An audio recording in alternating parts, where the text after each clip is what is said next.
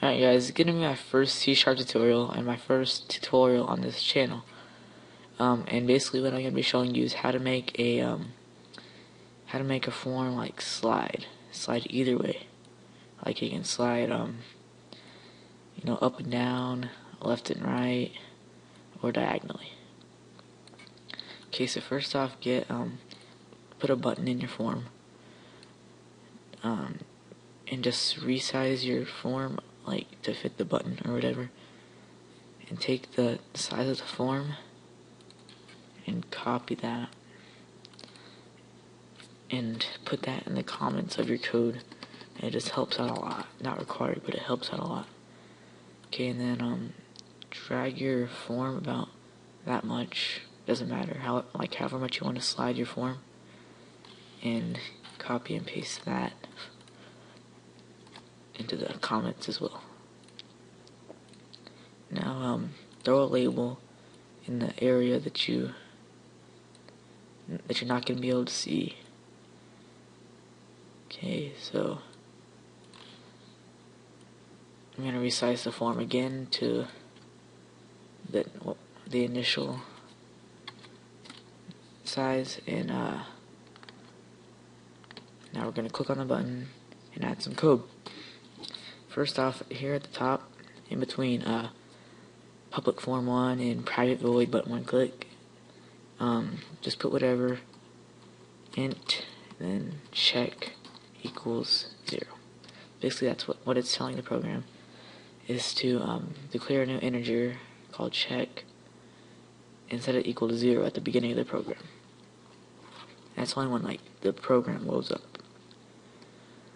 And now put if statement, if check equals 0, it has to be equals because it is a if statement. And put your square brackets for then,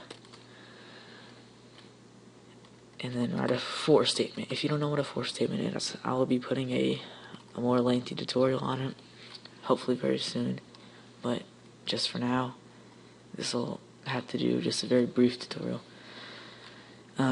Hit int I equals 0, then put a semicolon, then put I is less than or equal to 212. I'm sorry, you aren't supposed to put I equals 0, you're supposed to put I equals 168, or the initial X or Y value, and then the 212 will be the other X or Y value. Hit I plus plus, and that's just telling the program to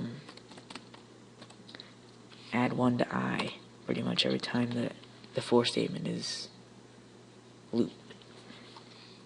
And it'll do this until I is greater than or equal to 212.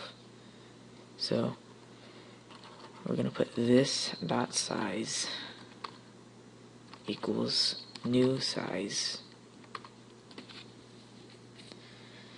put 331 comma I, and this is a tutorial on how to move the Y value. If you were to if you wanted to move the X, you would put whatever here and then I here, but I'm just gonna be changing the Y value for now. Okay, and we'll just go ahead and put a label1.text equals hello world.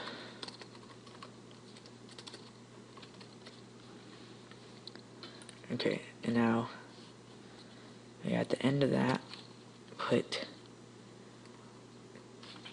you have to up here put using system dot threading, and then go back down here, put thread dot sleep. I'm going to be doing 5, but you can mess around with it and see whichever you like. Basically whatever you put in here is in milliseconds, so don't put 10 and expect it to be actual 10 seconds. Put whatever you want in milliseconds. I think 100 milliseconds a second, something like that. I don't know. I'm just gonna do 5 for now though. Okay, then go outside the if statement and put else if. You have to put else if, or else it's not gonna work. You can't just put if. Check equals 1. Yeah, that would be helpful if you do check at the end of here, put check equals 1. Okay, and squirrely brackets for and I equals 212, which is going to be the other value, of course. I is greater than or equal to 168, which, as you can see, is the initial value of the form. I minus, because this is when you're trying to make your form slide back in.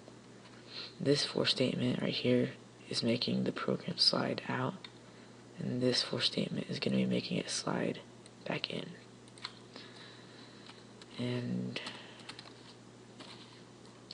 put this dot size equals new size 331 comma I, and then of course thread dot sleep 5 again. I'm gonna press F. Oh, 1 second. Forgot. Of course, at the end, put check equals 0. Press F5, and see it makes it slide out. Then you press it again, it slides back in. Slides out, slides in. Slides out, slides in. And you could do this for the horizontal value as well. I can just substitute these values for the x value. I don't know, 331, I don't know, 500.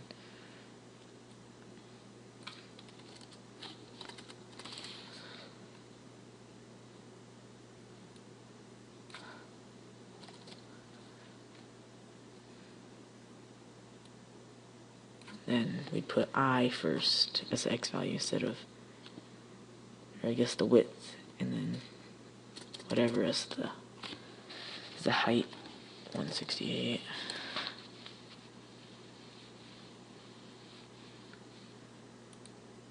I'll do that the same for down here. 168, and press F5. See, it makes that slide out until it gets to 500, till the width gets to 500, and it goes back in. Slides out, slides in. Alright, that will conclude our first tutorial, and this comes in handy just about any program. Because say we wanted to add a text box, we could add a text box like right here or something, then you press the button and it slides out, and the label on text is the text box text. And there's multiple, uses for this. Main reason is just to make it look nice instead of just, going straight from this value to right here. It makes it have a nice sliding effect. Anyways, thanks for watching, and look for more tutorials very soon. Alright, thanks.